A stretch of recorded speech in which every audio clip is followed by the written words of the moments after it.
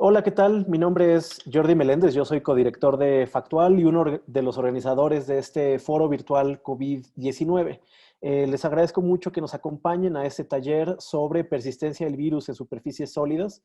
Queremos platicar, queremos aprender sobre cuánto vive el virus, este virus, nuevo virus del que pues, a todos nos tiene en alerta a nivel mundial, cuánto vive en las cosas que usamos y en las cosas que desechamos. Para eso nos acompaña Thalía García. Ella es infectóloga, es mexicana, radicada en París, y también nos acompaña Flor Rojas, experta en reciclaje y, bueno, más particularmente en reciclaje inclusivo como parte de Fundación Avina. Eh, Inicio este taller con una reflexión que me parece muy importante que pudiéramos todos hacernos en estos momentos. Eh, si ustedes piensan, en todas partes del mundo hay ciertos actores y ciertos sectores que se han convertido en actores esenciales o actividades esenciales, ¿no? Por supuesto, médicos, médicas, enfermeros, enfermeras son uno de esos grupos. Otro sector, por ejemplo, es el de alimentos. Son esos sectores que no pueden parar, ¿no? En muchas partes del mundo, la gente se organiza para salir y aplaudir en los balcones a los médicos y al personal sanitario que está en los hospitales dándolo todo. Sin embargo, hay otro sector, otra población que también es esencial eh, y que quizá no está teniendo todavía el reconocimiento a su labor. Y estoy hablando de las personas trabajadoras de limpia, los y las recicladoras, sean formales o informales, es decir, puede ser que todos estemos en nuestras casas, pero hay algo que no está deteniéndose, a menos de que vivamos en una casa completamente ecológica, pero todos estamos generando aún desechos. Y esos desechos, de alguna u otra manera, se están yendo a algún lugar. Entonces, todos los días comemos algo, desechamos lo que consumimos y hay una persona, varias personas que son parte de todo un sistema, de un engranaje de limpia y reciclaje y que son fundamentales para nuestra vida en ciudades, para nuestra vida en sociedad. Entonces, queremos reflexionar sobre esto, queremos aprender sobre cómo cuidarnos y cuidar a esas personas. Vamos a tener una parte técnica, científica, vamos a tener una parte mucho más desde la experiencia de los y las recicladoras que vamos a abordar en esta sesión. Y como les había adelantado, vamos a las personas que participan en este taller en específico. Si hay periodistas interesados en desarrollar historias sobre reciclaje en este contexto de pandemia, vamos a recibir pitches para poder contratar algunas historias durante mayo y junio sobre esta temática. Temáticas que tengan que ver con sistemas de limpia, con trabajadores de limpia, con reciclaje y reciclaje inclusivo. Dicho eso, me gustaría que se presentaran muy brevemente. Thalía, si nos puedes contar, por favor, quién eres y a qué te dedicas. Claro que sí. Buenos días a todos en Latinoamérica, buenas tardes en Europa, en España. Soy Thalía García, soy doctora en inmunología y enfermedades infecciosas. He trabajado por 8 años más o menos en investigación de diferentes aspectos asociados con enfermedades virales. Actualmente radico en París, vine acá a hacer un doctorado y me quedé a trabajar en investigación clínica y tengo la fortuna de colaborar ahora con el equipo de COVID Conciencia como coordinadora de colaboración científica. Muchas gracias, Thalía. Flor, por favor. Hola, ¿qué tal? Buenas tardes a todos. Buenos días. Gracias, Jordi, por la invitación para participar. Es un gusto hablar con todos ustedes. Bueno, yo soy Florencia Rojas, Flor. Soy licenciada en Ciencias Ambientales, en Higiene y Seguridad, y tengo un máster en Economía y Medio Ambiente. Y estoy trabajando actualmente coordinando el programa Reciclaje Inclusivo para Argentina dentro de la Fundación Avina, que es parte de la plataforma IRR, que es la Iniciativa Regional para el Reciclaje Inclusivo. Bueno, un poco Jordi contó el espíritu de mi participación, que tiene que ver con el reconocimiento sobre todo de los recicladores de base y el trabajo que hacen y la necesidad de mantener su trabajo. Así que bueno, a esperar el momento de la presentación. Gracias. Fantástico, Flor. Muchísimas gracias. Y muchas gracias también a Fundación Avina por sumarse como un aliado de este foro virtual COVID-19. Entonces, bueno, pues empezamos. Cada una de nuestras talleristas ha preparado una presentación. Entiendo que Thalía, a lo largo de su presentación, va a ir haciendo algunas preguntas a los y las participantes. Entonces les pido que las preguntas que nos haga Thalía las puedan ir contestando en el chat. Y después de la presentación de Thalía, le daremos la palabra a Flor y tendremos unos 20-30 minutos al final para preguntas y respuestas con el público. Adelante, Thalía. Muchas gracias. Voy a compartir pantalla.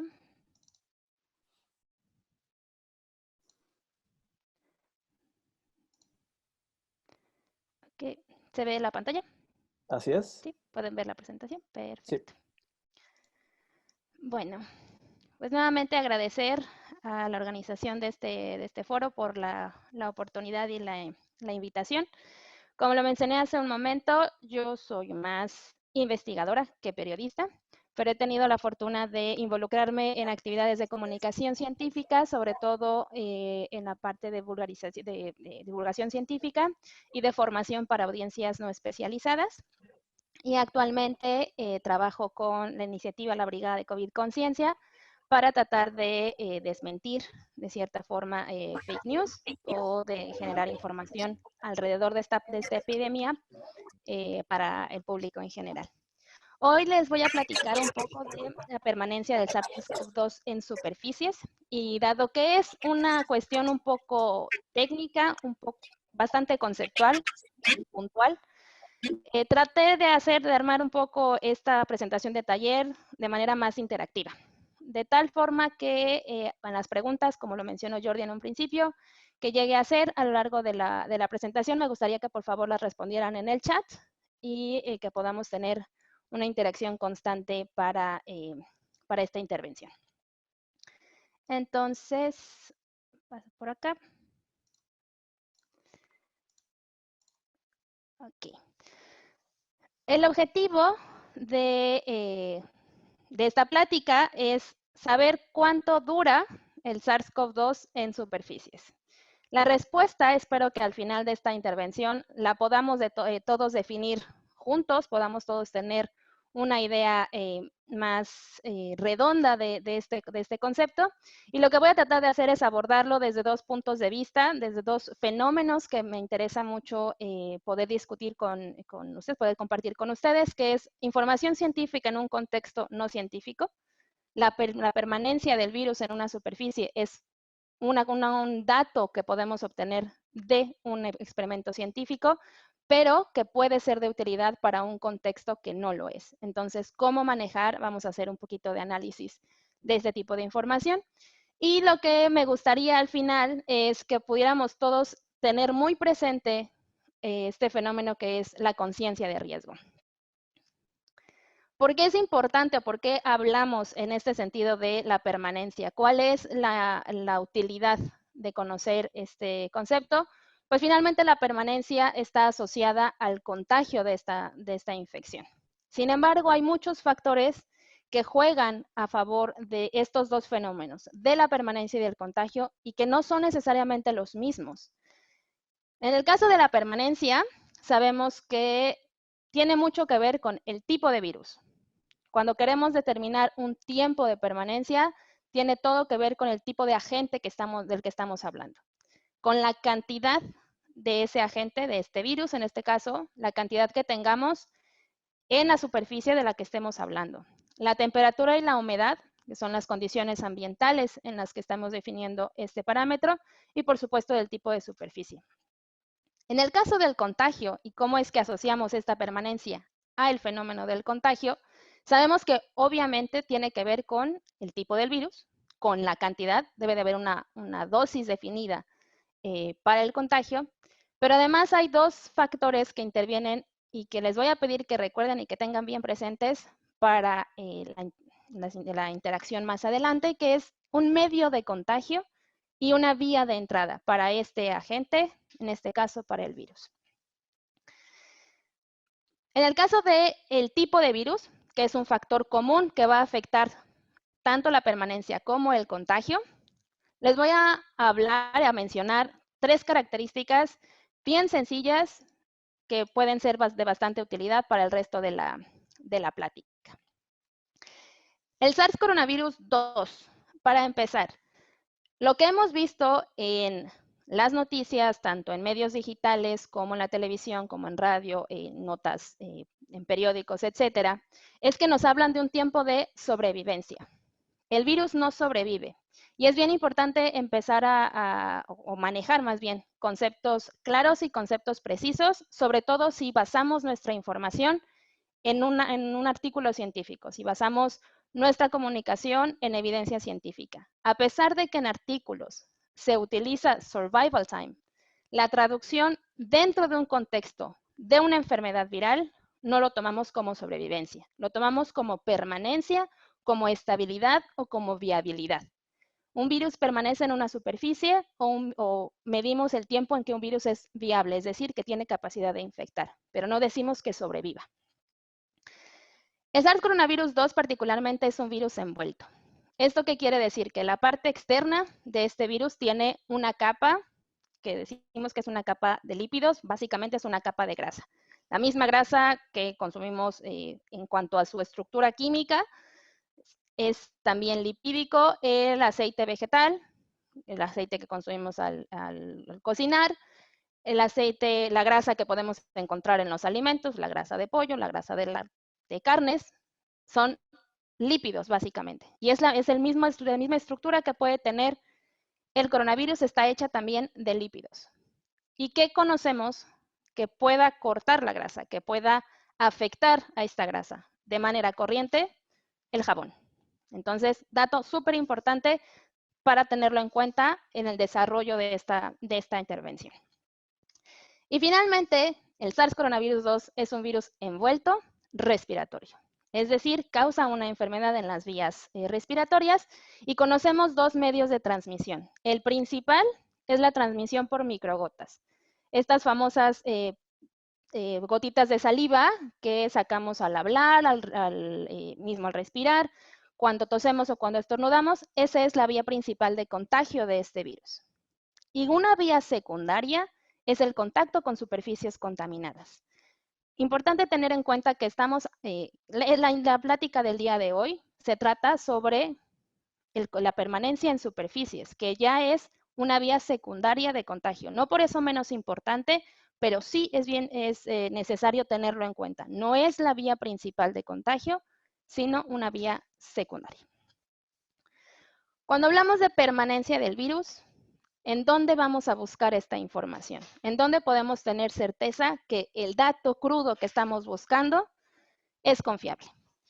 Les voy a compartir que existen documentos técnicos que están dirigidos y están redactados para personas que están en contacto directo con este tipo de agentes y que tienen necesidad de realizar o de desarrollar protocolos de seguridad. Esos documentos técnicos se llaman PSDS, que son básicamente es una ficha de identificación de un agente biológico. Lo que nos da es información de todo tipo, nos describe el tipo de agente, cuál es el riesgo, las intervenciones médicas que se pueden tener, lo que les mencionaba hace un momento, cuáles son las medidas que se deben de utilizar, los protocolos de seguridad al manejar estos agentes. Y la sección que nos pudiera interesar más para, a fin de aclarar cuál es la persistencia del virus en una superficie, es la sección que se conoce como estabilidad y viabilidad.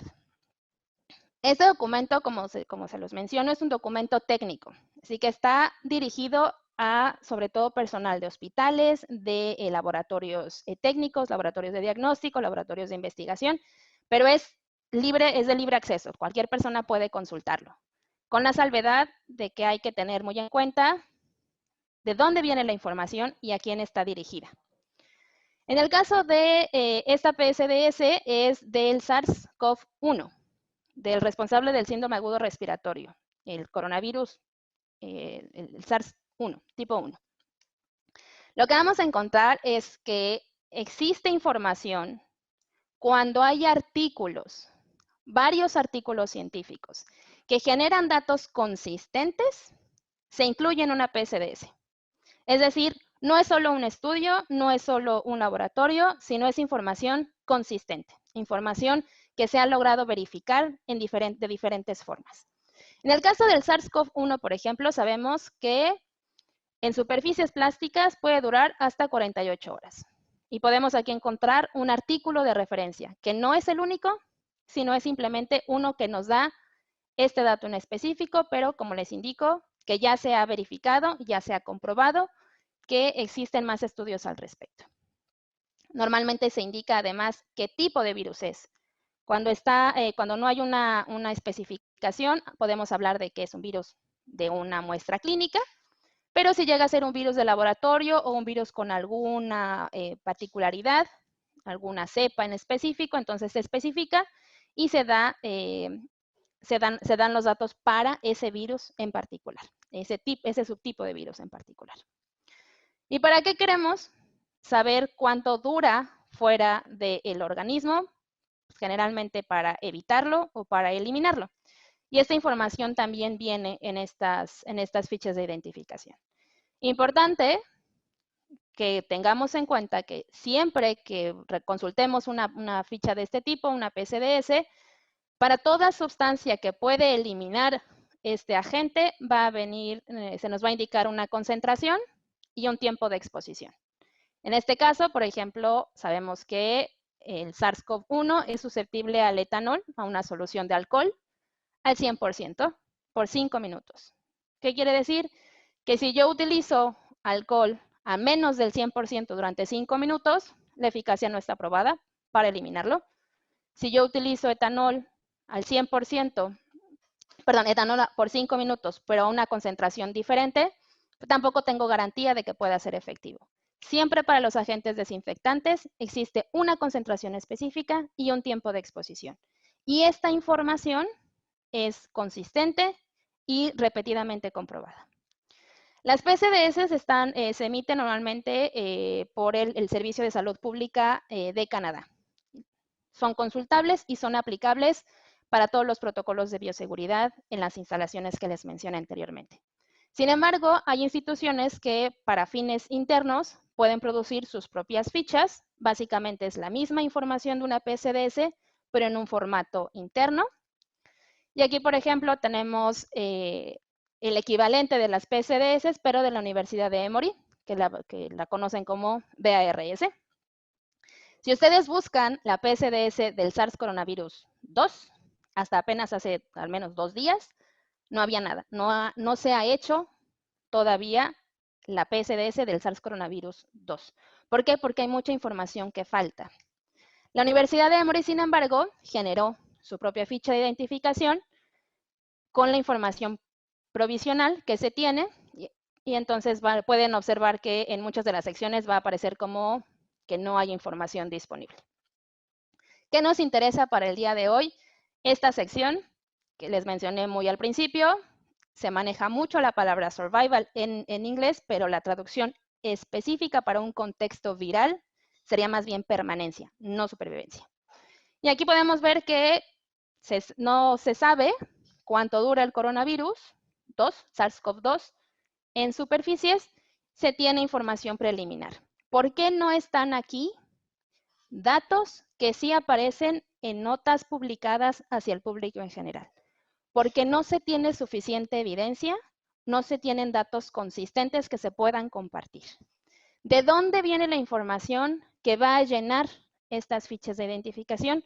Pues justamente de artículos científicos. ¿Y qué es lo que me gustaría hacer ahora? Analizar con ustedes este artículo del New England Journal of Medicine, que es el más citado al respecto de la permanencia del coronavirus en superficies. Es, digamos, al momento el artículo de referencia en el que están basados muchos de las publicaciones, tanto de información generalizada como guías más especializadas, están basadas en este artículo.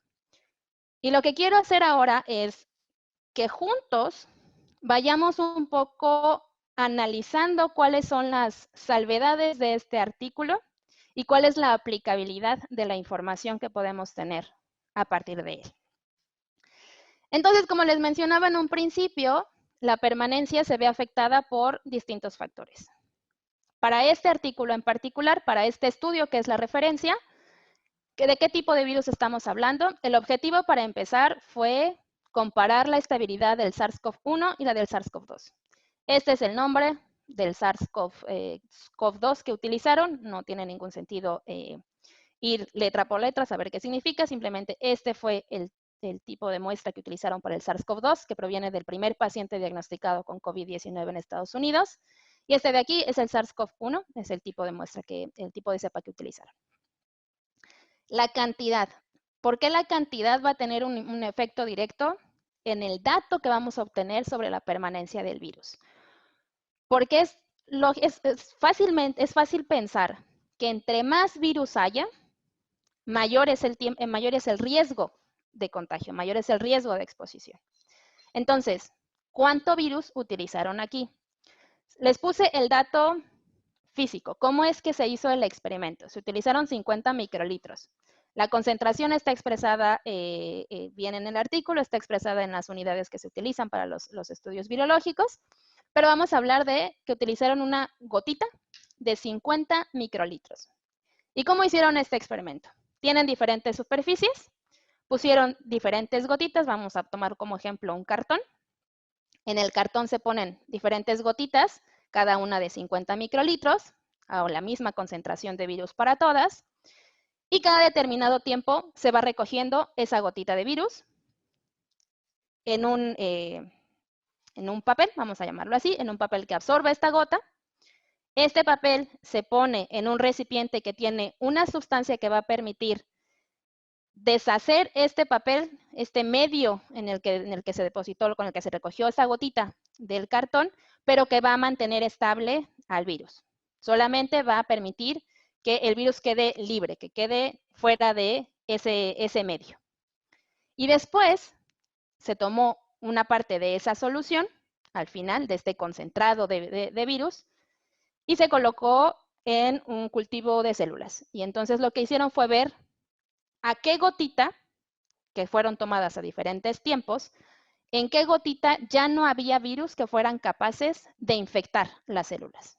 Y determinaron, ok, en la gotita número 5, que corresponde a 8 horas, por ejemplo, ya no encontramos que haya virus capaces de infectar las células. Esto quiere decir que encontramos virus viables en esta superficie hasta 8 horas.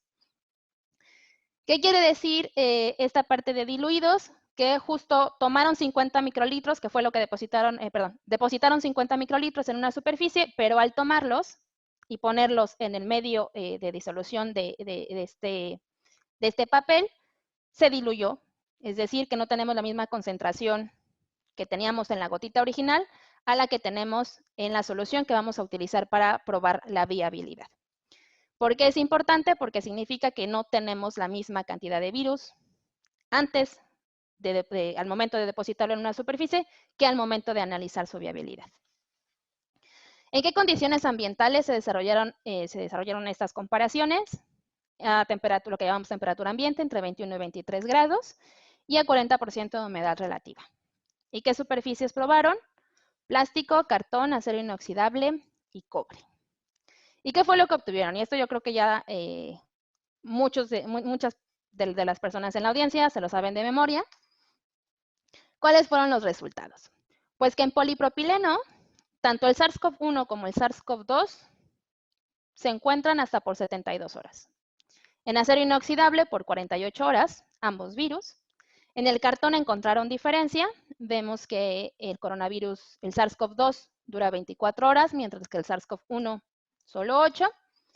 En el cobre, el SARS-CoV-2 dura 4 horas, mientras que el SARS-CoV-1 dura 8. Y aquí vamos a empezar con la interacción. Este artículo ya muchas personas lo conocen Muchas personas lo utilizaron de referencia, ya lo han analizado y aquí les pongo como recordatorio los resultados. Me gustaría que me dijeran,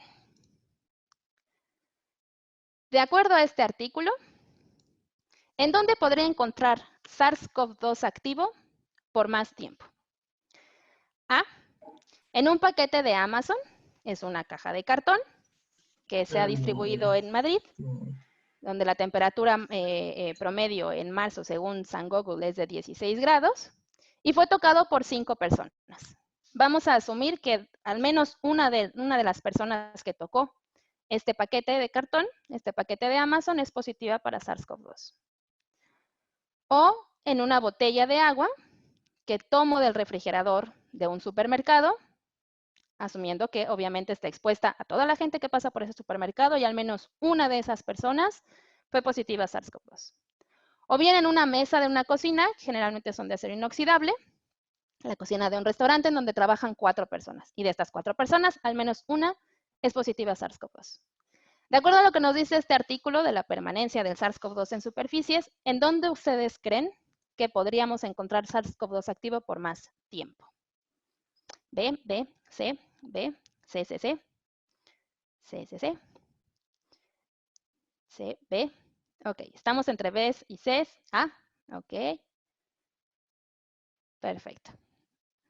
La mayoría, me atrevo a decir que creemos que podríamos encontrar más SARS coronavirus 2 activo por más tiempo en la botella de agua que está expuesta al supermercado. Si tomamos este artículo como referencia para contestar esta pregunta, no existe respuesta correcta. ¿Por qué? Y entonces es bien importante que empecemos a hacer este análisis de la información. Un paquete de Amazon es de cartón y nos habían dicho que en el cartón el coronavirus, el SARS-CoV-2 se podía encontrar hasta por 24 horas. En una botella de agua, asumo, asumo que ustedes lo piensan así, porque yo también lo pensé así cuando vi la noticia, que decimos que una botella de plástico cae dentro de, una botella de agua, perdón, cae en la categoría de el plástico que se utilizó, ¿no? Les tengo noticias, las botellas de agua generalmente no están hechas de polipropileno. Y una mesa de cocina nos habían dicho que es de acero inoxidable y que podía durar 48 horas. ¿Por qué no hay respuesta correcta? Este artículo nos genera datos, 72, 48, 24 horas, que solo son válidos en estas condiciones. No podemos hablar de que el coronavirus, de que podamos encontrar SARS-CoV-2 en una superficie, por ejemplo, en el cartón, en una humedad diferente, a una temperatura diferente, a una concentración diferente, que las que indica este artículo. Sin embargo, este fue el tipo de notas que pudimos encontrar. Aclaro, no todas las notas fueron así, no en todas las notas hicieron estas suposiciones o dieron estas recomendaciones. Sin embargo, hay muchos medios de comunicación que utilizaron esta información y la replicaron o la tradujeron para la vida común, como se los muestro aquí. ¿Cuánto tiempo dura el coronavirus en el ambiente, en superficies, en objetos, etcétera? Nos dan los resultados del estudio. En la nota completa viene de acuerdo al estudio que se publicó en el New England Journal of Medicine. Vienen los resultados tal cual del estudio. Y entonces nos dan además una recomendación. Nos dicen que en el caso de periódicos de papel o en el caso de los paquetes que puedan llegar a nuestra casa por mensajeros, se nos recomienda dejarnos reposar al menos 24 horas. ¿Qué pasa aquí? ¿Sería necesario realmente, ahora que entendemos que estos datos son válidos en condiciones específicas, sería necesario dejar reposar nuestro paquete de Amazon en una caja de cartón 24 horas? Si no, ¿y por qué? Dicen que en los resultados de laboratorio es difícil extrapolar las condiciones reales, efectivamente. Sabiendo lo que comentamos hace un momento, de que justamente son datos válidos en un contexto muy determinado, es recomendable, es necesario dejar reposar nuestros paquetes de cartón, nuestros periódicos por 24 horas, ¿no? Porque no sabemos en qué condiciones estaban previamente, pero por precaución sería bueno dejarlos reposar. Yo lo evitaría, pero si llegara el paquete lo tocaría con guantes o me lavaría las manos. Perfecto. Efectivamente, no podemos traducir la información de este artículo científico a una situación de la vida cotidiana. Y como no podemos traducirla, no podemos informarla y no podemos dar recomendaciones de este tipo. No conocemos a qué ha estado expuesto este periódico, a qué ha estado expuesto este paquete, pero siempre hay que asumir o que pensar en el mayor de los riesgos y tomar medidas al respecto. Y las medidas al respecto más simples es tomarlo y lavarme las manos o pasar un paño con algún desinfectante conocido en la caja de cartón, porque ante la duda es mejor siempre tomar las previsiones necesarias, pero no teniendo en cuenta que hay que tratar el paquete 24 horas después, porque un artículo científico me dijo que en el cartón duraba 24 horas. La información que da este artículo no es mentira, no es información falsa, no es información incompleta, es información en un contexto muy particular y como tal es como se tiene que tomar. Además de este artículo, hay otros estudios, y aquí les presento uno más que fue publicado en The Lancet, que también es una revista en el medio médico-científico bastante conocida. Es un artículo ya publicado, esto quiere decir no es un preprint, es un artículo que ya pasó por revisión por pares, que ya hizo ajustes tanto de metodología como de análisis de resultados, como de la parte editorial. Es un artículo que ya se publicó en una revista que además tiene buena reputación. Aquí lo que analizaron sí fue específicamente al SARS-CoV-2. Aquí no hicieron una comparación. Talía, nada más para avisarte que ya van 20 minutos. Quedan otros Perfecto. 20 minutos. ¿Listo? Sí, perfecto. ¿Y qué hicieron en este estudio? Tomaron SARS-CoV-2. Aquí depositaron una gotita, más chiquita todavía, de 5 microlitros. La recuperación de estas gotitas fue exactamente la misma que les mencioné hace un momento. La temperatura fue básicamente la misma, pero la humedad relativa fue distinta, fue un 65%. Y aquí, ¿qué tomaron en cuenta? ¿Qué analizaron? Papel de impresión, pañuelos de papel, madera, un paño de tela, cristal, acero inoxidable y plástico también, y la parte externa de un cubrebocas. ¿Y qué resultados obtuvieron de este estudio? Pues que en la parte externa de un cubrebocas aún pueden encontrar SARS-CoV-2 a los 7 días. La cantidad que encontraron de SARS-CoV-2 corresponde solo al 0.1% de la cantidad original que pusieron, pero 7 días después todavía el SARS-CoV-2. En el cristal, el SARS-CoV-2 dura 4 días, en la madera dura 2 días, en la tela dura 2 días, en el papel dura 3 horas. Sabiendo esto, que nos dan datos en más superficies, en condiciones distintas, ¿por cuánto tiempo podría encontrar SARS-CoV-2 activo en una manta de tela, que pertenece a una persona que es positiva para SARS-CoV-2 y esta persona ha estado en cuarentena, así que no sale de su casa, entonces pide comida a domicilio, pero resulta que uno de los repartidores de la comida a domicilio pues es positivo también para SARS-CoV-2. ¿Por cuánto tiempo podría yo encontrar coronavirus en su manta de tela?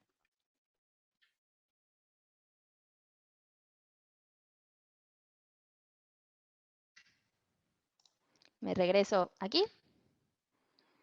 ¿Por cuánto tiempo podría encontrarlo en la manta de tela? Ahora la pregunta es diferente, no es en cuál superficie hay más, sino por cuánto tiempo podría encontrarlo. Podría encontrar SARS-CoV-2 activo en la manta de esta persona. Solamente trabajamos en la primera. Por 2 días. Por 2 días según este dato. Por más de 7 días si se menciona cierta temperatura. Por 2 días. Depende de la temperatura y humedad ambiental y la cantidad de virus. Exactamente. ¿Por cuánto tiempo puedo encontrarlo en la manta de tela? Realmente no lo sé. Es una persona que es positiva para SARS-CoV-2. Muy probablemente esta persona ha estado estornudando en su manta de tela. Al menos la manta ha estado más expuesta al virus, lo cual significa que la cantidad de virus muy probablemente es mayor que la que había en los 5 microlitros de gota que utilizamos. ¿Por cuánto tiempo podría encontrar el virus en el cubrebocas de una persona que no pudo quedarse en cuarentena? Es un trabajador que es positivo a SARS-CoV-2, es asintomático claramente, no lo sabe, no sabe que tiene la infección y salió a trabajar. Esta persona rehúsa su cubrebocas durante todo el día, pero toma antibióticos. ¿Por cuánto tiempo podría encontrar el SARS-CoV-2 activo? ¿Por 7 días? ¿Por 2 días mínimo? ¿2 días mínimo? ¿7 días? 7 días, 7 días o más. Efectivamente, podría encontrarlo por 7 días o más. Y los antibióticos no son para virus, y eso es súper importante. Todos los factores que se dan en una información juegan a favor de la interpretación de la misma. Los antibióticos no tienen nada que ver con el efecto en el virus. Si es una persona que rehúsa el cubrebocas, es una persona que está constantemente poniendo virus en el cubrebocas. Sabemos que 7 días después de haber colocado 5 microlitros, una cantidad mínima de coronavirus, todavía podemos encontrar virus viable. Pero si es un cubrebocas que es reutilizado de una persona que además está enferma, muy potencialmente la cantidad de virus es mucho mayor. Y el último, básicamente el análisis de este enunciado es por el mismo lado, en los documentos de una junta de trabajo, en una sala de reunión en la que tenemos aire acondicionado, estamos a 17 grados porque nos gusta el frío, y el jefe que me da los documentos, es positivo pero asintomático a SARS-CoV-2. Pues mucha gente podría decir que en el papel puede durar solamente 3 horas. En realidad, no podemos decirlo. Con los datos de este artículo, no podemos decir que aquí vamos a encontrar coronavirus en esos documentos solo por 3 horas. Es una persona que estuvo en contacto con esta superficie y que muy seguramente puso una carga viral, una cantidad de virus mucho mayor. Aquí también hicieron un análisis de la estabilidad respecto a la temperatura y vieron que en medio de transporte, esto significa en la solución que mantiene al virus estable después de que se toma una muestra, es el medio de transporte. El medio de transporte a 4 grados centígrados dentro del refrigerador dura 14 días, pero a 70 grados centígrados dura 5 minutos. La conclusión de esta parte para los investigadores fue que el virus parece ser estable en refrigeración y parece ser susceptible a temperaturas altas. ¿Cuánto duraría el SARS-CoV-2 activo en un frasco de cristal de mayonesa que está en un refrigerador? Sabiendo que una persona que ha tocado este frasco es positivo a SARS-CoV-2. ¿Cuánto podríamos decir que dura? 4 días. Les regreso a los datos. El artículo nos dice que más de 14 días, el artículo nos dice que 4 grados centígrados son 14 días y a 70 grados centígrados solo 5 minutos. En este frasco podría durar más de 14 días, pues la verdad es que no sabemos. No sabemos porque no sabemos cuál es la reacción del virus, cuál es la permanencia del virus en un frasco de cristal, en una superficie en refrigeración. Son 2 experimentos completamente diferentes. En uno analizamos la permanencia en superficies a una temperatura ambiente y en el otro la permanencia en un medio que lo mantiene estable a diferentes temperaturas. Y lo mismo viene con los otros 2 enunciados. En ropa recién lavada a 60 grados centígrados, 40 minutos, aunque sea de un adulto sintomático positivo para SARS-CoV-2, muy probablemente no encontremos coronavirus. Parece ser que es susceptible a altas temperaturas, pero además la ropa la lavamos con jabón. Y si se acuerdan, exactamente, al principio habíamos hablado de que el jabón es un elemento que desestabiliza al virus. Sin embargo, este fue el tipo de notas que también se llegó a publicar al respecto. La parte resaltada es como está en la nota, y la parte que está subrayada es la que me llamó mucho la atención, y entonces nos dicen que en síntesis el virus puede sobrevivir hasta 2 semanas dentro de una heladera. creo que hasta el momento podemos saber perfectamente por qué esta asunción no es correcta, por qué esta declaración no es correcta. En esta nota citaron, obviamente, el artículo que les acabo de mencionar. Teniendo en cuenta estos factores de la interpretación de esta información científica y por qué transmitirla a un contexto no científico es sumamente delicado, vamos a hablar muy rápidamente de la conciencia de riesgo. La conciencia de riesgo es simplemente el analizar cómo es que estos factores, el tipo de virus, la cantidad, el medio de contagio y la vía de entrada, cómo es que estos factores entran en juego para esta relación permanencia-contagio.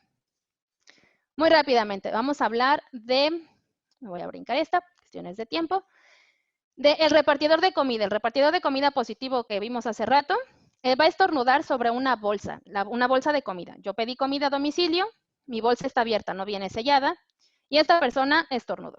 Vamos a suponer que los datos de los artículos de referencia son aplicables en toda condición. Son aplicables en la vida real, en la vida cotidiana. Entonces, esta bolsa que es de papel, supuestamente dura el virus 3 horas. Yo tomo la bolsa y saco un envase de cartón. Y en el cartón se supone que dura el virus 24 horas. En este ejemplo, en el que los datos son aplicables. En el envase de cartón dura 24 horas y en una servilleta de papel dura 3 horas. Y entonces yo tomo la bolsa, saco mis envases, saco mi servilleta y como pedí costillas barbecue, voy a comerlas con las manos. No hay nada más, no hay ninguna otra actividad ni ninguna otra acción intermedia. ¿Existe la probabilidad, aún mínima, de infectarme? ¿Sí o no? ¿El virus no sobrevive? Sí, sí. Si no me lavo las manos antes, sí. Quizás sí, pero depende también de la cantidad de virus sobre la superficie. En realidad, ante la duda, me lavo las manos. No sé si esta persona estornudó sobre el recipiente o solo sobre la bolsa. No sé cuánto virus había en las partículas que esta persona estornudó. Si yo no me lavo las manos, entonces le estoy dando además una vía de entrada al potencial virus que puede existir en estos recipientes. La probabilidad existe, efectivamente. Ante la duda, como no sé las condiciones en las que estos elementos han estado, ante la duda me lavo las manos. Vámonos a una persona encargada del aseo en un consultorio médico donde se hacen pruebas de COVID. Esta persona va a recoger la basura de la sala de espera, que es una bolsa que está en un cesto de basura. Y en esta sala de espera hay una señora que acaba de tirar un cubrebocas. Quedamos que en este ejemplo el coronavirus dura 7 días en un cubrebocas. Sin embargo, la persona del aseo tuvo que recoger el cubrebocas porque este no cayó dentro del cesto, así que lo toma y lo pone en la bolsa. La señora es positiva para SARS-CoV-2, aunque aún no lo sepa, y ha usado ese cubrebocas durante todo el día. Cuando necesitó hablar con alguien, se quitó el cubrebocas y luego se lo volvió a poner, y eso lo hizo todo el día. O vamos a omitir el último enunciado. ¿Qué tendría que ocurrir para que la persona encargada de limpieza, en estas condiciones, se infectara de SARS-CoV-2? ¿Qué debería de hacer esta persona? Si tuvo que recoger el cubrebocas de una persona que es positiva para SARS-CoV-2, tomarlo del piso y colocarlo en el cesto. ¿Qué tendría que pasar para que esta persona pudiera infectarse? Tocarse la cara, boca, nariz y ojos, que no usara guantes o protección personal, no lavarse las manos y tocarse la cara. Exactamente, no lavarse las manos y tocarse la cara. Es decir, tener contacto con el medio de contagio, que es la saliva que está acumulada en el cubrebocas, pero además permitir el acceso del virus al organismo. Usar una vía de entrada. Si esta persona se lava las manos, la probabilidad de que se infecte es mínima, prácticamente nula.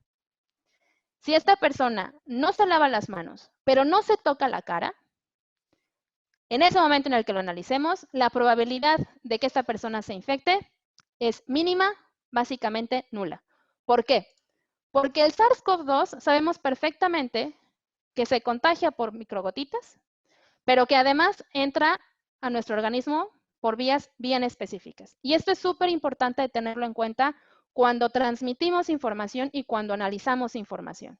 Los datos son concisos, los datos son válidos en un contexto específico, pero además debemos de desarrollar esta conciencia de todos los factores que juegan alrededor del contagio. En conclusión, ¿cuánto dura el SARS-CoV-2 en superficies? Pues no sabemos. En realidad lo sabemos un poco. Sabemos cuál es el tiempo de permanencia de este virus en determinadas superficies, en determinadas condiciones. Si queremos hablar de ejemplos prácticos de la vida cotidiana, la verdad es que no sabemos. ¿Tenemos una referencia? Por supuesto que sí. Tenemos información científica y se vale decir que de acuerdo a un estudio científico, existe tal dato en tal superficie. Pero tenemos la obligación de especificar en qué condiciones. Este va a ser nuestro dato de referencia.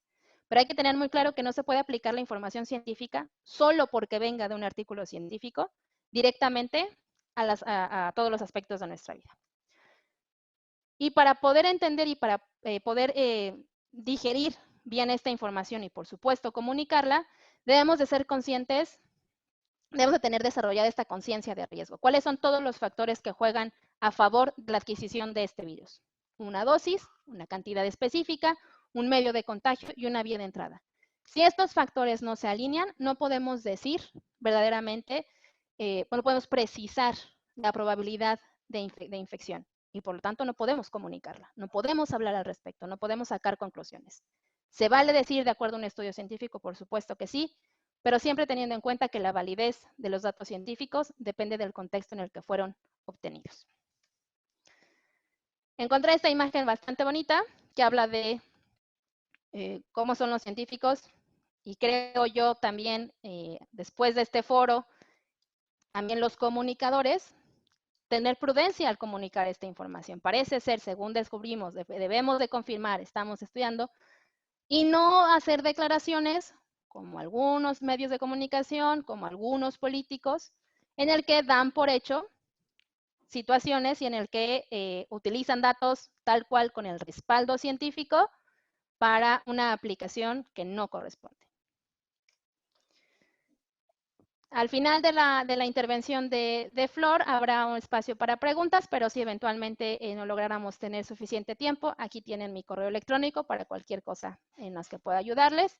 Y aprovecho para hacer un poco de promoción también de COVID Conciencia, que es un esfuerzo colaborativo para hacer verificación noticiosa. Por mi parte sería todo. Muchas gracias. Muchas gracias, Thalía. Muy interesante. Nos deja a todas y todos con esta reflexión sobre la incertidumbre, ¿no? Un concepto que se ha ido tocando bastante en este foro virtual COVID-19. Entonces, bueno, muy ilustrativo, muchas gracias. Y entonces le cedo la palabra a Flor Rojas. Un favor, Thalía, si puedes dejar de compartir pantalla. Es lo que estoy tratando de hacer.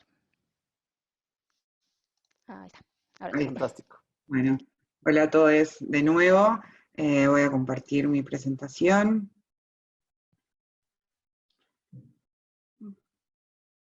A ver, un segundo, por favor. Porque si en el momento en que tienen que salir desordenadas las cosas, cuando salen. Ahí está.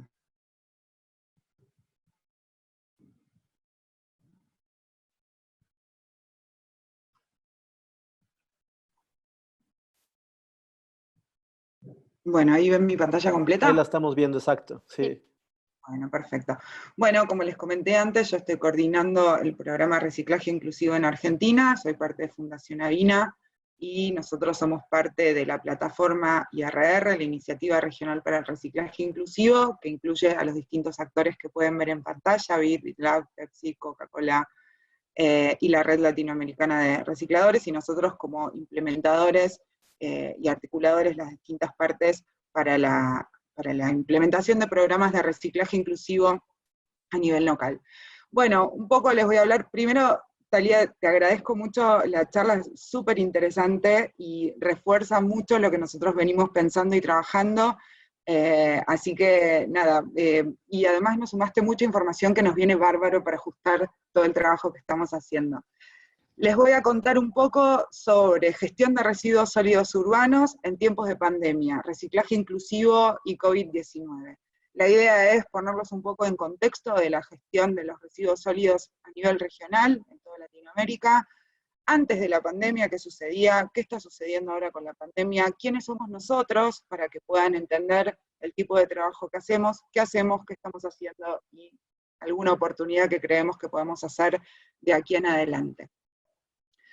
Bueno, ustedes saben que la gestión de residuos sólidos urbanos es parte de la agenda ambiental global, es un tema que trae consecuencias e impactos, tanto positivos como negativos, ambientales, sociales y económicos, no solo por la disposición final de los residuos y el impacto ambiental que este puede generar, sino también por los trabajadores del sector que, como comentaba Jordi al principio del encuentro, en muchos casos está invisibilizado, sobre todo lo que son los recicladores de base y el trabajo informal, y también impactos económicos. La gestión de residuos trae impactos climáticos porque contribuye a la emisión de gases de efecto invernadero.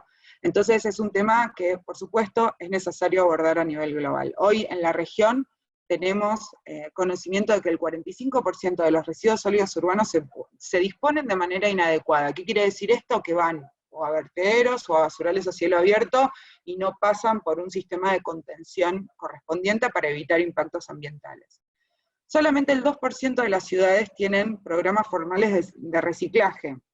¿Qué quiere decir esto? Y acá me meto un poco en lo que son los sistemas de reciclaje inclusivo. Nosotros hablamos de programas que incluyan la promoción ambiental, la clasificación en origen, la recolección diferenciada, el trabajo de los recicladores de base formalizado e incorporado al trabajo, digamos, a la política pública municipal, valorización mecánica de los materiales reciclables. Nosotros en este contexto estamos hablando fundamentalmente de la fracción seca de los residuos y su comercialización. Por el momento solamente el 2% de las ciudades está incluida en este proceso formal de reciclaje. Y dentro de este 2% solamente el 15% de la ciudadanía recicla, y ahí sí requerimos mucho del acompañamiento de ustedes como personas de los medios para fortalecer el mensaje a la ciudadanía y para llegar a todos y que se sumen a los programas municipales de reciclaje. Si nos ponemos a pensar o a mirar las acciones de gobierno, solamente 7 países de Latinoamérica cuentan con normativa de responsabilidad extendida del productor implementada. Este tipo de normativa establece sistemas en donde a quienes ponen los materiales en el mercado se les otorga una responsabilidad de gestión de estos materiales, y esto es una herramienta más y ayuda para la transición que venimos, perdón la redundancia, venimos transitando del cambio de paradigma desde una economía lineal hacia una economía circular. Las leyes de responsabilidad extendida del productor son una herramienta más para ese cambio de paradigma. Y 8 países son los únicos que prohíben el uso de los plásticos de un solo uso. Si nos ponemos a pensar en los presupuestos, nosotros sabemos que los presupuestos municipales en la región en general son limitados, son acotados, y dejan por fuera muchas acciones necesarias. Hoy por hoy, en lo que tiene que ver con los residuos domiciliarios o residuos sólidos urbanos, el 40% de los presupuestos municipales, esto es un dato genérico, está destinado para actividades de recolección y disposición final, dejando por fuera alguna disponibilidad de recursos para la implementación de programas de reciclaje inclusivo. Y si vemos el contexto de los recicladores de base, son hoy 2 millones de trabajadores en la región que aportan el 50% de los materiales reciclables. Solamente 10% están organizados en cooperativas, en organizaciones y con representación, por ejemplo, de la red LACRE, que es la red de recicladores. El resto trabaja en la informalidad, y así todo aportan directamente a la economía circular, proveyendo del 50% de los materiales que se reciclan. Del 10% organizado, solamente el 1% de los recicladores de la región recibe un pago por servicios. En este caso nos estamos refiriendo a los 12.000 trabajadores de Bogotá, de recicladores de base de Bogotá, y los 6.000 recicladores de base de Buenos Aires, de la ciudad de Buenos Aires, que están enmarcados en una política pública que hoy cuentan con un pago de servicios, y no así el 99% de los trabajadores restantes. Es un número sumamente importante, con lo cual podemos ver que los recicladores de base son una población vulnerable a quienes definitivamente este contexto los va a afectar directamente. ¿Quiénes somos nosotros y qué hacemos? Como les dije, nosotros somos una plataforma regional y tenemos una estrategia que está enmarcada en estos lineamientos que les voy a contar muy rápidamente ahora. Primero, trabajamos junto con gobiernos locales y municipales para el diseño, la definición y la implementación de políticas públicas que incluyan a los recicladores de base y normativa específica para la gestión integral de residuos sólidos urbanos. Trabajamos también en la construcción de capacidades, no solo para la profesionalización del trabajo de recicladores, sino también capacitando a técnicos, a funcionarios y a los distintos actores de la cadena de valor del reciclaje que requieran de una intervención de capacitación.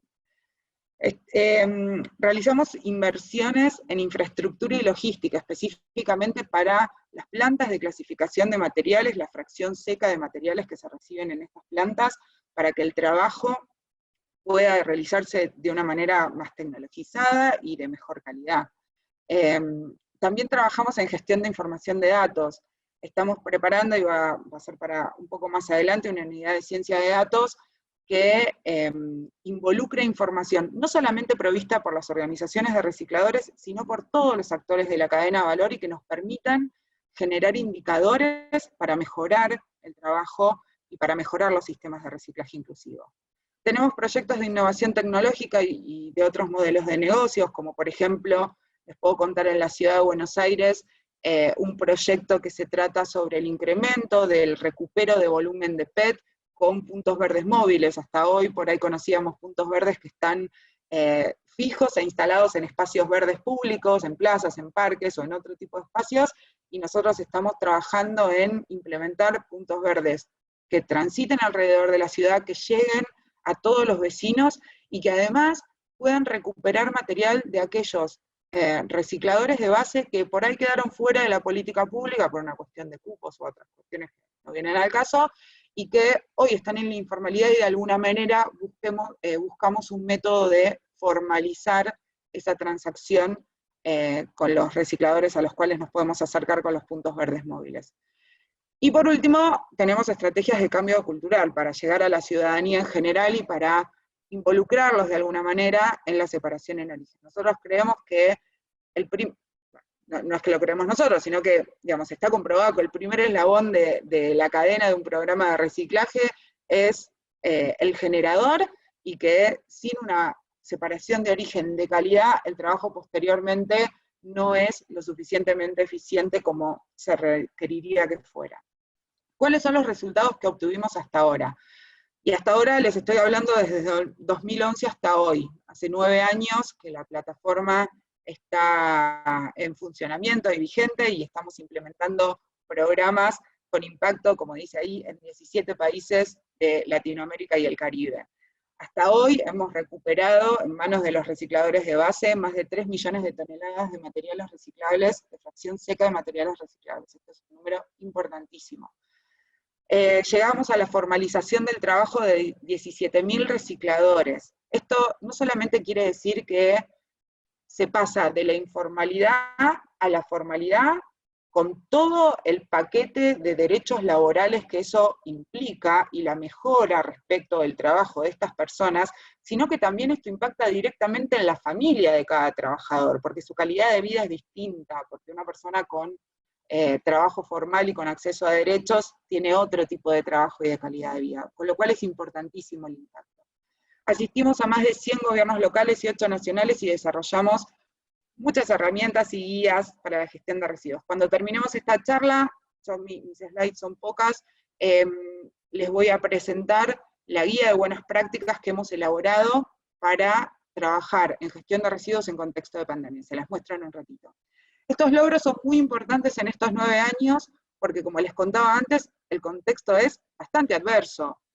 Falta marco regulatorio, falta inclusión social, hay muchos trabajadores, hay mucha fuerza de trabajo en la informalidad, y de a poco vamos sumando más municipios, más proyectos y más trabajo formalizado en el camino que estamos transitando. Así que para nosotros los logros son sumamente importantes.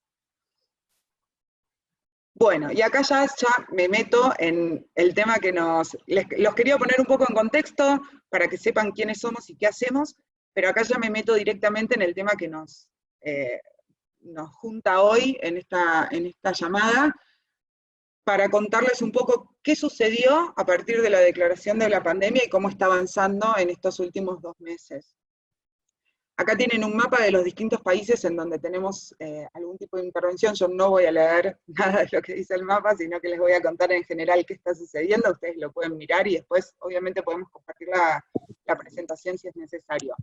Cuando se declaró la pandemia, lo que sucedió a nivel global fue la determinación de la suspensión de los programas de reciclaje. ¿Por qué? Porque ante el desconocimiento, y mucho de lo que explicaba Talía en su presentación tiene que ver con esto, y la falta de protocolos de acción y de buenas prácticas y de manejo de gestión de residuos adecuado al contexto del virus, los gobiernos decidieron ponerle un freno a los programas de reciclaje, priorizando la visión sanitarista, porque por supuesto quienes siguieron trabajando son, como mencionaba Jordi al principio, los trabajadores de limpia, los recolectores y los sitios de disposición final de residuos, porque por supuesto los gobiernos tienen que continuar manteniendo la sanidad en las ciudades y la higiene urbana y la limpieza.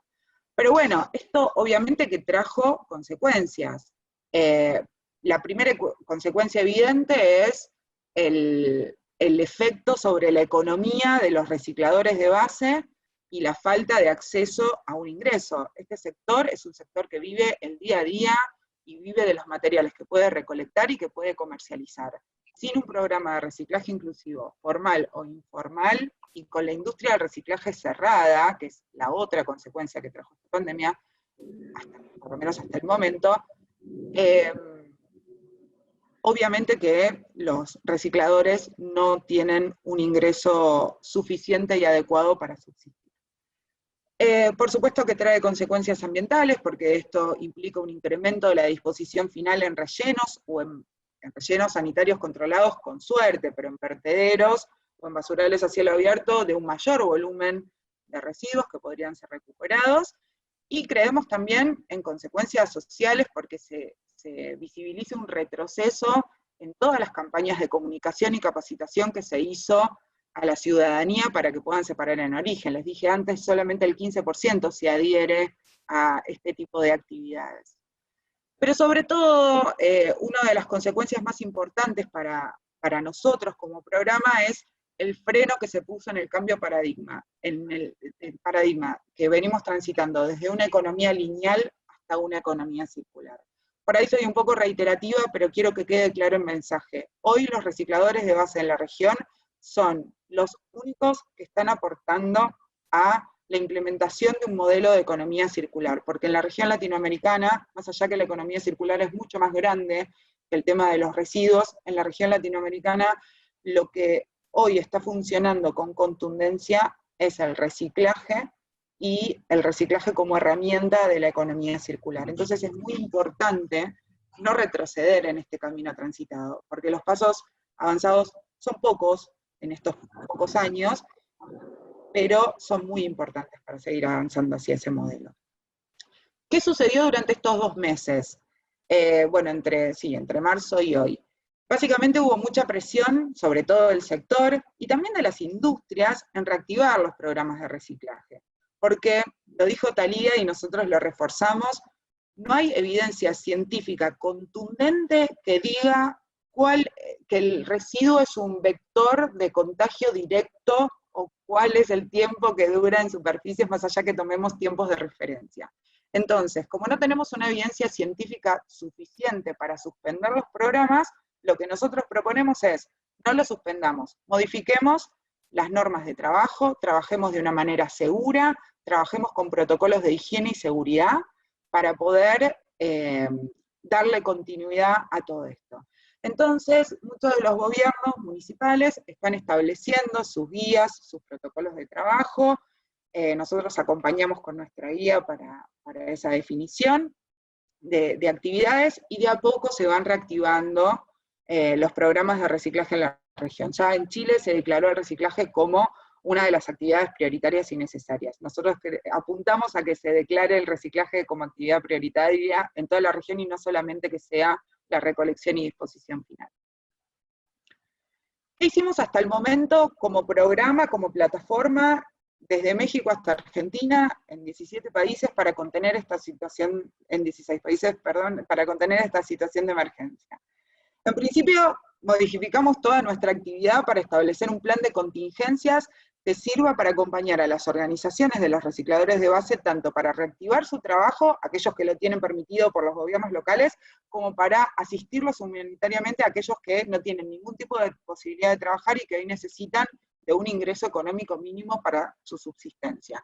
Ya hemos apoyado directamente a 10.000 recicladores de base en 16 países, con distintas actividades en cada país, que van desde la provisión de elementos de protección personal, el diseño de protocolos, la provisión de elementos de limpieza, el pago de operaciones de plantas que hasta ahora se sostenían con la venta de materiales y en este contexto no se puede realizar y no se pueden sostener, o el pago de salarios ante la falta de trabajo que tiene este sector.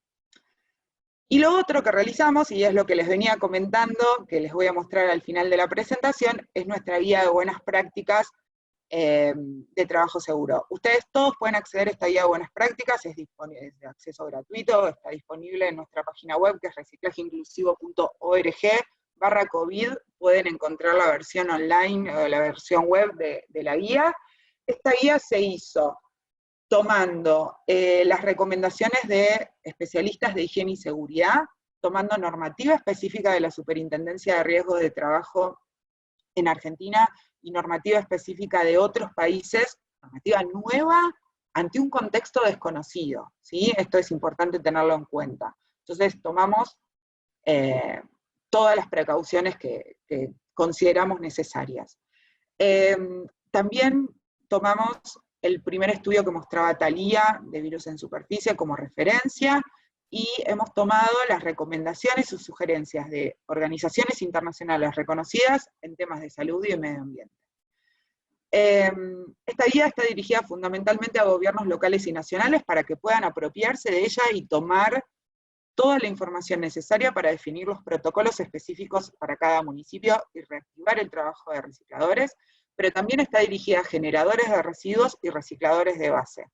Generadores, ¿por qué? Porque todos generamos residuos, todos somos parte de este sistema, de una manera o de otra. Entonces, establecimos pautas para generadores, para cómo continuar o no la separación en origen. Y establecimos lineamientos específicos de trabajo, que les voy a comentar más adelante, para aquellos trabajadores que están en la calle recuperando material seco, o que están en la planta clasificando y valorizándolo. Para ir concluyendo, ¿qué contexto esperamos después de la pandemia? Bueno, ya tenemos datos y los primeros indicios de que la crisis económica se está profundizando. Los datos y las consecuencias que yo establezco acá surgen de una comunicación de la CEPAL, en donde desde esa organización hicieron un análisis económico de lo que se espera que suceda, y el análisis es bastante desalentador, porque se espera una caída del 5% del PBI, que eso para nuestra región es muy importante. Se espera que haya 37.5 millones de desempleados. Este número surge de identificar un 3.5% de desempleo más al 8% de desempleo existente en la región latinoamericana. Así que el nivel de desempleados va a ser importante y alarmante. Todo esto se da en un contexto que en condiciones normales ya tiene 53% de trabajadores informales, con lo cual el impacto económico es muy fuerte, y los recicladores, esos 2 millones de recicladores de base que les comentaba antes, están dentro de este 53% en su gran mayoría. Por eso la CEPAL propone definir, en principio, nuevos modelos de desarrollo, fortalecer la manufactura local, fortalecer los mercados locales, la regionalización y disminuir las importaciones. Y acá nos preguntamos nosotros y les trasladamos la pregunta a ustedes. ¿Ustedes creen nosotros sabemos o pensamos que la crisis económica va a generar un incremento en la cantidad de trabajadores del sector del reciclaje. La primera respuesta que se nos viene a la cabeza es que sí, porque en Argentina sucedió, el boom de los recicladores de base en Argentina se dio con la crisis del 2001. El segundo incremento en la cantidad de trabajadores se dio en la crisis del 2008-2009. Entonces, esperamos que haya un incremento de trabajadores. La crisis económica y la necesidad de nuevos modelos de desarrollo va a necesitar que la economía circular sea tomada como herramienta fundamental para este nuevo camino que tenemos que recorrer. Creemos que sí también. Pero bueno, no sabemos qué va a pasar. Para cerrar, algunas pautas de lo que podemos hacer durante y después de la pandemia. Lo que estamos haciendo nosotros durante es articular con los distintos actores de la cadena del reciclaje como para establecer normas y pautas para reactivar los programas de reciclaje en toda la región con protocolos de trabajo seguro. Eso es algo que ya estamos transitando. Necesitamos definir campañas de comunicación para la separación en origen siguiendo estas pautas de trabajo y estas normas. Y capacitar y acompañar a los recicladores para que se acostumbren a trabajar de una manera distinta. Nosotros no tenemos certeza científica de cómo el virus impacta en las superficies, y ya lo explicó Talía, pero sí sabemos que necesitamos modificar nuestras formas de trabajo y hacerlo de una manera segura para evitar cualquier tipo de riesgo. ¿Qué podemos hacer después de la pandemia? Y después de la pandemia le daremos respuesta a alguna de las preguntas que planteábamos en la slide anterior. Ante un potencial incremento del número de recicladores necesitamos no solo fortalecer los programas de reciclaje que existen hoy en día, sino incorporar nuevos municipios, nuevos programas de reciclaje, ampliar el sector. Y por supuesto creemos que la economía circular es una de las herramientas fundamentales para el diseño de nuevos modelos de desarrollo económico que pueden aportar al crecimiento de la región. Acá les dejo el contacto. Como les comentaba al principio, yo coordino el programa en Argentina. Nos pueden escribir para cualquier duda o consulta a este mail o entrar a nuestra página, y nosotros, como sabemos que hay gente de todos los países escuchando, los vamos a contactar con el colega del equipo que corresponda a su país para asistirlos, y estamos abiertos a cualquier consulta o pregunta. Si me permiten 2 minutos más, Jordi, no sé cómo estoy de tiempo. Adelante, tenemos poquito tiempo, pero quizá un vistazo de lo que es la guía. Exactamente, me gustaría compartirles un vistazo de nuestra guía. Esta es nuestra guía de buenas prácticas. Voy a ir directamente y muy rápidamente al índice. Básicamente establecemos normas generales, formas de contagio, todas las normas establecidas por los gobiernos y los ministerios de salud. Nosotros partimos de la base de que es fundamental para continuar el trabajo un lavado de manos constante y el distanciamiento social, que son las dos formas que está comprobado que podemos evitar o disminuir los contagios. Tomamos de referencia el tiempo de de permanencia del virus en superficie, como contaba hoy Talía, del primer estudio que ella compartió, y establecemos algunas pautas. Y me quiero ir directamente, por supuesto que aclaramos que esta es una guía dinámica, porque no sabemos, porque hay mucha información científica que nos falta, entonces esto está en constante revisión y en constante update, porque necesitamos actualizarlo en función de la información científica que se vaya generando. Quiero ir a 3 puntos particulares. Primero es las pautas para los generadores de residuos, que somos todos los ciudadanos. Nosotros establecemos pautas en 2 sentidos. ¿Qué hacer en los hogares en donde no hay ninguna sospecha de contagio de COVID? Nosotros les pedimos que continúen con la separación en origen, pero que sí tomen ciertos recaudos. Primero, pueden limpiar, primero lavarse las manos antes y después de manipular la bolsa de materiales reciclables, por supuesto. Limpiar con un trapo húmedo con agua y jabón, porque sabemos que el agua y el jabón es lo más efectivo para eliminar el virus, todos los materiales que van a disponer en la bolsa, y una vez que la bolsa está llena, cerrada, mantenerla en un lugar seco y resguardado al menos 72 horas. esto es una precaución. Reitero lo que ya venimos diciendo en toda la charla, no hay una evidencia científica real, pero es una precaución que preferimos tomar.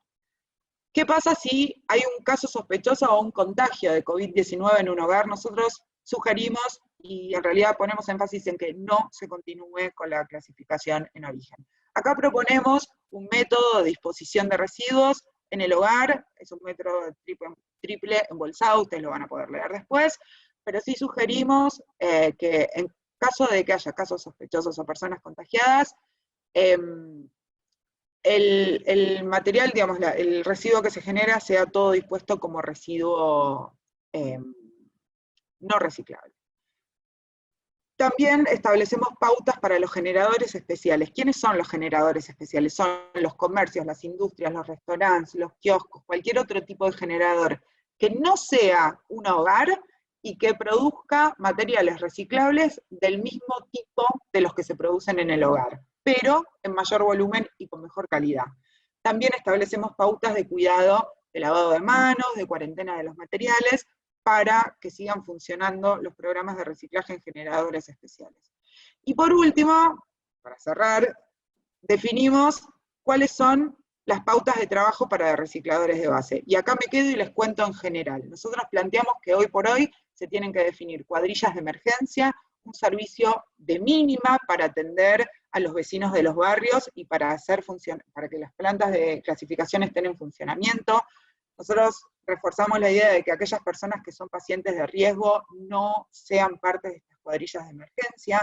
Reforzamos la idea de que todas las recicladoras y los recicladores que tengan a cargo el cuidado de niños, hogares y ancianos no sean parte de las cuadrillas de emergencia para evitar contagios y sobre todo para evitar la sobrecarga de trabajo que en general tenemos las mujeres con 2 o 3 cargas laborales en nuestra vida diaria. Por supuesto, teniendo en cuenta que estas personas tienen que tener una respuesta de acceso a un ingreso económico, ¿sí? Con planes sociales de los gobiernos y con una asistencia de las organizaciones gubernamentales para cubrir los ingresos y las necesidades básicas de los pacientes de riesgo y las personas que tienen a cargo el cuidado de otros. Y finalmente establecemos normas específicas para todos los trabajadores que están en la calle y todos los trabajadores que están en las plantas de clasificación. La guía es larga, está disponible, estamos disponibles nosotros para cualquier consulta, y acá cierro y abrimos a preguntas si quieren. Muchas gracias. Muchas gracias, Flor. Sí, en efecto, vamos a compartir la guía de buenas prácticas, también la sesión queda grabada. Y, a ver, tenemos unos minutitos para hacer preguntas. Hay una persona que dice, me gustaría saber dónde se puede encontrar el mapa de la situación de los recicladores en la región. Ese mapa aparece en tu presentación, ¿es así? Sí, lo armamos nosotros para la presentación, así que después compartiendo la presentación pueden acceder a la situación al día de hoy. Esto es muy variable, ¿sí? Ok.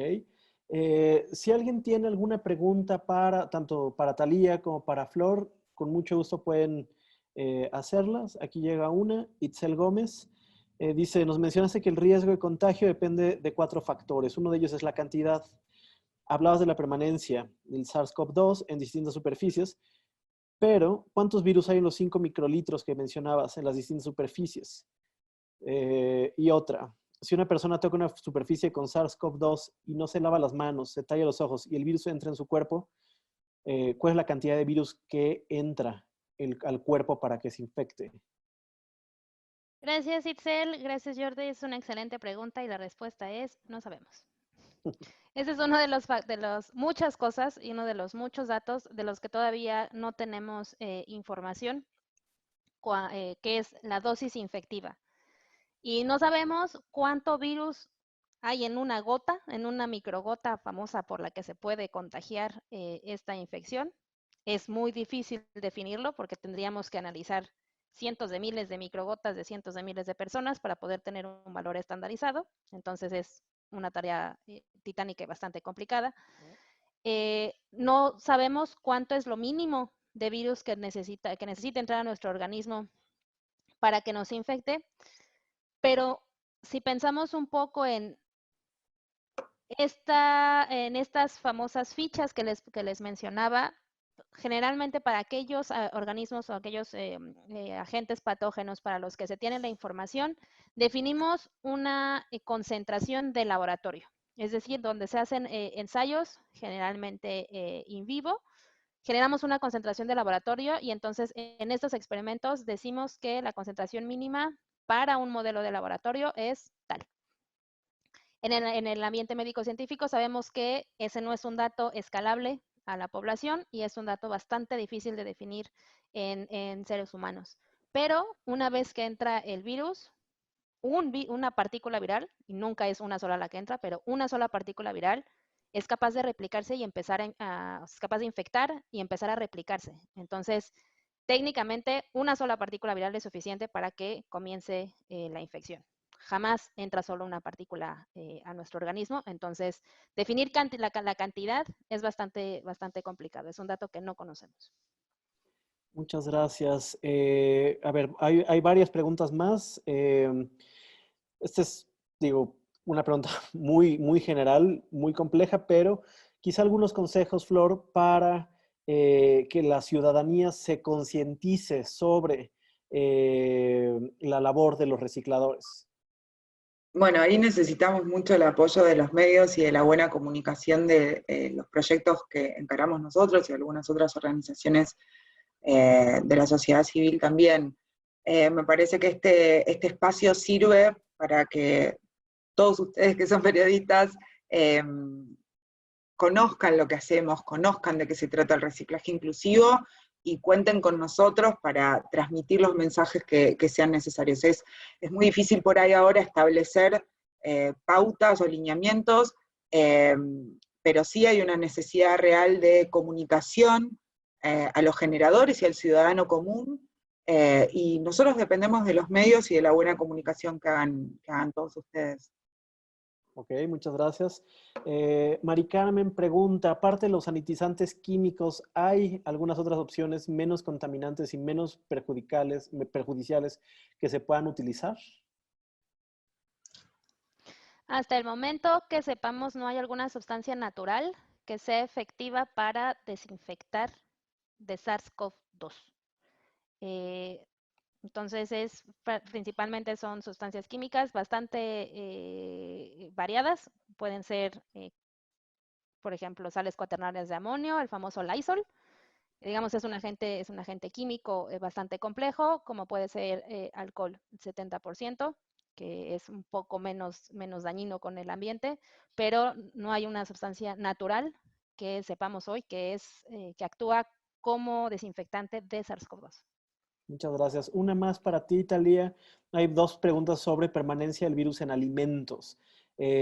¿Sabemos algo? Es decir, ¿puede quedar también viable el virus en panes, quesos, carnes, etcétera? Por lo que sabemos hasta el momento, no hay permanencia del virus en alimentos, no son un vector de transmisión, no son un agente de riesgo.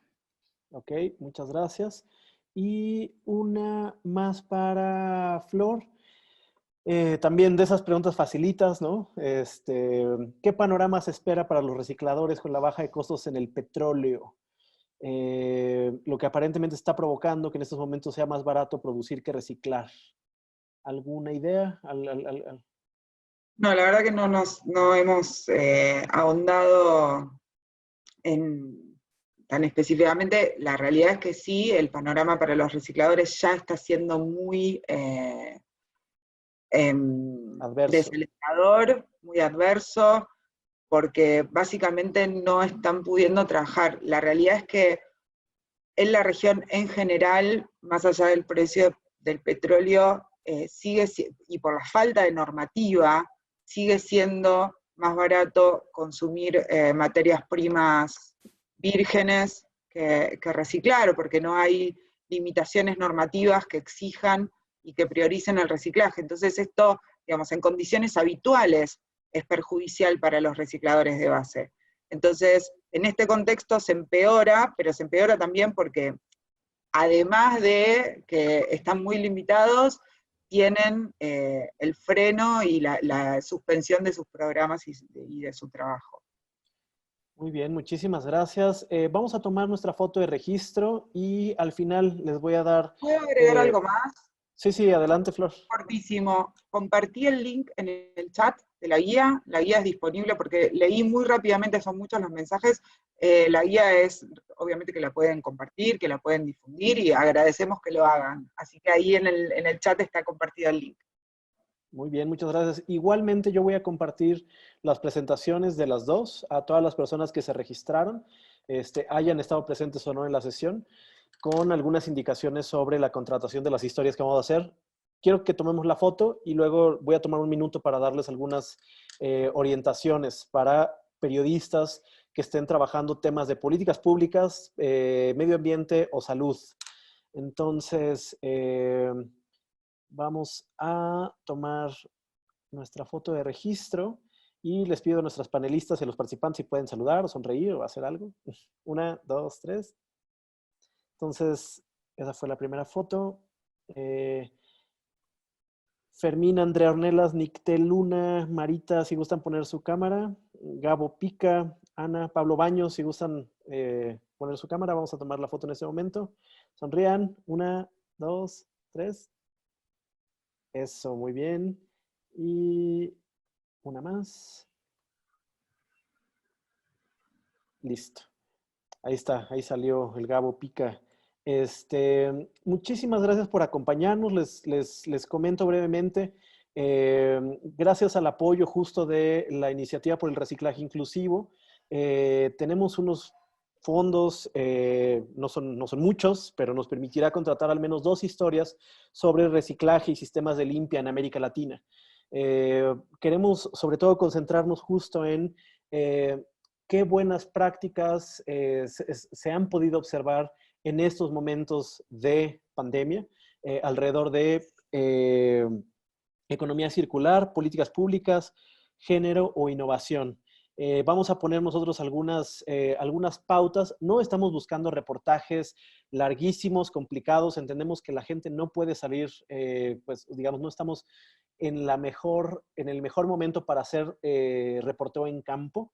Entonces, más bien, queremos que sea unas notas más breves a partir de información documental o información que puedan recopilar vía internet, vía telefónica, vía WhatsApp con algunos implicados, sin que eso signifique un riesgo ni para ustedes como periodistas ni a las personas que puedan ustedes entrevistar.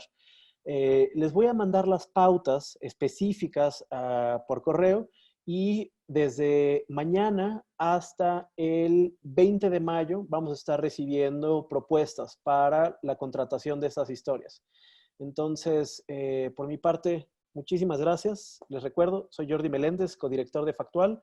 Todas las sesiones de todos los talleres y todas las mesas están grabadas en los canales de YouTube, tanto de Factual como de la Red Mexicana de Periodismo Científico, por si quieren también ahí regresar a alguna de las sesiones. Y pues nada, muchísimas gracias. Gracias. Muchas gracias. Nos despedimos y nos seguimos viendo. Gracias a todas y a todos. Gracias.